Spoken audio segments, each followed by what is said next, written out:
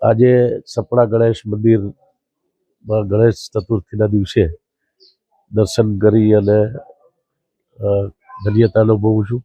આજના દિવસે અનેક પદયાત્રીઓ અહીંયા જામનગર સપડા ગણેશ મંદિરે શ્રદ્ધાપૂર્વક અહીંયા આવતા હોય છે. આજે ગણેશ ચતુર્થીનો મેળો પણ હોય છે. આ પ્રવાસન સ્થળ તરીકે પણ ગણેશ મંદિર સપડાને સમાવેશ કરવામાં આવ્યો છે અને આગામી દિવસોમાં સપડા મંદિરનો પ્રવાસનની દ્રષ્ટિથી પણ વિકાસ થવાનો છે. આજના દિવસે બધાને ગણેશ ચતુર્થીની ખૂબ ખૂબ શુભેચ્છાઓ પાઠવું છું. આજે સંવત્સરીના દિવસે મિશામી દુક્કડમ અને ગણેશ ચતુર્થીની ખૂબ ખૂબ શુભેચ્છાઓ. આ મંદિર 550 થી 600 વર્ષ જૂનું છે. સપડા સિદ્ધિવિનાયક મંદિર જામનગરથી 18 કિલોમીટર દૂર અને કાલાવડથી 35 કિલોમીટર દૂર જે ઊંચી ટેકરી ઉપર સપડા સિદ્ધિવિનાયક દાદા બિરાજમાન છે.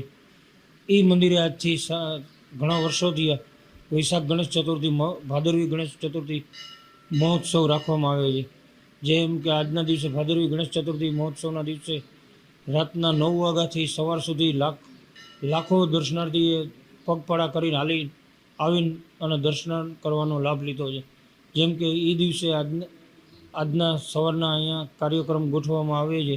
6 વાગે મંગળા આરતી, 7 વાગે ધ્વજ પૂજા, 7:30 વાગે નવગ્રહની પૂજા, 8:30 વાગે મહાયજ્ઞ પ્રારંભ કરવામાં આવે છે. 12 વાગે બીડું હોમાઈ જાય એટલે 12:30 વાગે મહાપ્રસાદનું આયોજન રાખવામાં આવે છે અને સાંજે સંતવાણી રાખવામાં આવે છે. આ દર વર્ષે ભાદરવી ગણેશ ચતુર્થીના દિવસે કંઈક દર્શનાર્થી દર્શન કરીને લાભ મેળવે છે દર્શન કરવાનો અને મનોવાંછિત ફળ પામે છે.